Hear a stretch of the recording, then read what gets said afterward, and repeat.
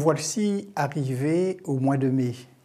Nous allons poursuivre l'étude des symboles, des images en rapport avec la prophétie biblique. Cette semaine, nous étudierons « Comprendre le sacrifice ». Le verset à mémoriser est le suivant. « Et il chantait un cantique nouveau en disant « Tu es digne de prendre le livre et d'en ouvrir les 7 sceaux, car tu as été immolé, tu as racheté pour Dieu par ton sang des hommes de toute tribu, de toute langue, de tout peuple et de toute nation. » Apocalypse chapitre 5, verset 9.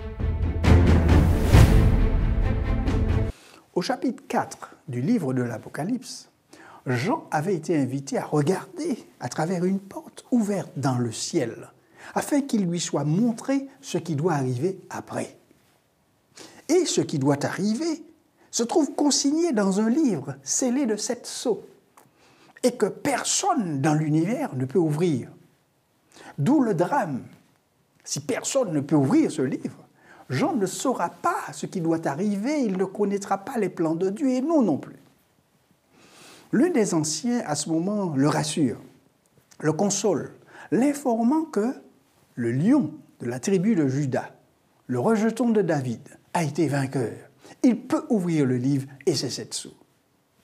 D'où cette expression de reconnaissance qui se trouve au verset 9 du chapitre 5, exprimée par une partie du chœur céleste, composée de 4 êtres vivants et des 24 anciens, qui eux sont les représentants des saints et eux-mêmes, autrefois captifs du mal, les saints apparaissant devant l'univers, qui les observent comme témoins de la justice et de la grâce de Dieu.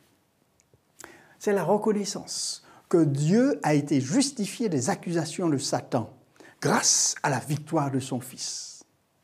Jean voit probablement l'agneau dont la blessure mortelle saigne encore, comme un agneau immolé pour le sacrifice lors du service du sanctuaire. Il s'agit là d'un symbole. Jean ne dit pas qu'un agneau immolé se tient réellement devant le trône de Dieu au ciel. Il décrit plutôt ce qu'il voit dans une vision symbolique. L'agneau avait été immolé, ce qui implique que l'acte d'immolation a eu lieu dans le passé et que ses conséquences demeurent. Cet agneau est celui dont le Baptiste a dit être l'agneau de Dieu qui ôte le péché du monde. Ainsi, bien que la mort du Christ soit historiquement révolue, ses conséquences pour l'humanité sont toujours actuelles et valables. La mort du Christ, avec le salut qui en a résulté pour l'homme, lequel justifie à son tour le caractère de Dieu, est le fondement même de la dignité du Christ. Jésus est l'agneau immolé, le protagoniste évident de la scène du trône. Il est accepté comme digne, là où personne d'autre ne l'est. Et son caractère unique de dignité en dit long sur ce que le Seigneur a accompli à travers le système sacrificiel. Cela le révèle comme un Dieu d'amour infini qui a fait le sacrifice ultime, un acte que nous, ainsi que les autres intelligences de l'univers, admireront pour l'éternité. Cette semaine sera étudiée la signification biblique des sacrifices. La signification biblique des sacrifices dépend du contexte littéraire dans lequel ils apparaissent. Les textes historiques et législatifs tendent à rapporter les événements des sacrifices en tant que rituels et fournissent ainsi la signification religieuse et éthique des sacrifices tels qu'ils sont vécus par le peuple de Dieu. D'autre part, les textes prophétiques et poétiques tendent à se concentrer sur leur signification spirituelle et prophétique. Un texte typique de chaque catégorie a été retenu pour cette semaine. Premièrement, les sacrifices historiques de Caïn et d'Abel dans Genèse chapitre 4 et le sacrifice prophétique du serviteur souffrant dans Ésaïe 53. Dans le premier exemple, on découvrira que l'offrande de Caïn était l'expression de l'effort humain envers Dieu, tandis que l'offrande d'Abel était l'expression du besoin, du salut de l'humanité. L'offrande d'Abel était liée à la promesse de l'agneau messianique de Genèse 3, verset 15, qui serait sacrifié pour sauver le monde, tandis que l'offrande de Caïn était un rituel vide et insignifiant.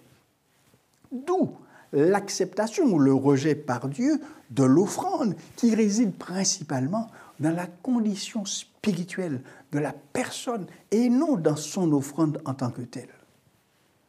Dans le deuxième exemple, la signification prophétique des sacrifices est le chant du serviteur souffrant d'Ésaïe 53. Le serviteur souffrant est identifié comme un sacrifice, présidant ainsi le ministère sacrificiel de Jésus-Christ. L'idée centrale du passage étant la souffrance et la mort du serviteur à des fins d'expiation.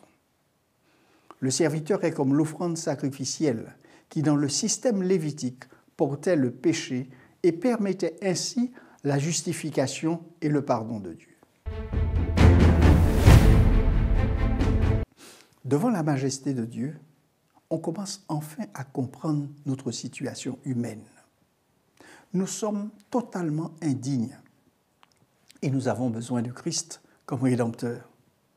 Satan a lancé de nombreuses accusations contre Dieu, arguant qu'il est arbitraire, égoïste et sévère. Mais ce bref moment dans la salle du trône de Dieu expose les mensonges de Satan. C'est en voyant Christ tel qu'il est réellement, l'agneau qui a été immolé, que nous voyons le Père tel qu'il est réellement. Quelle consolation de savoir qu'en voyant Jésus, nous voyons ce que le Père est vraiment. Et la plus grande révélation de ce qu'est le Père se voit en Jésus mourant sur la croix pour nous. La croix, alors, devrait nous montrer deux choses. D'abord, combien Dieu nous aime, au point de faire cela, de se sacrifier pour nous. Ensuite, cela devrait nous montrer à quel point nous sommes pécheurs et déchus, si bien que seule la croix pouvait nous sauver.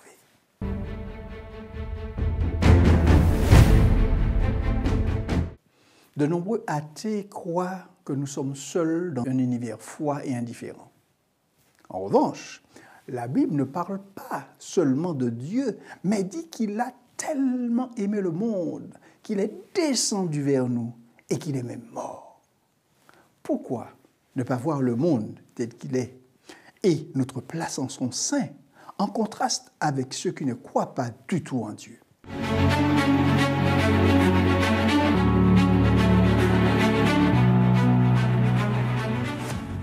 Examinons la réalité de la croix en considérant comment elle doit impacter tout ce que nous faisons.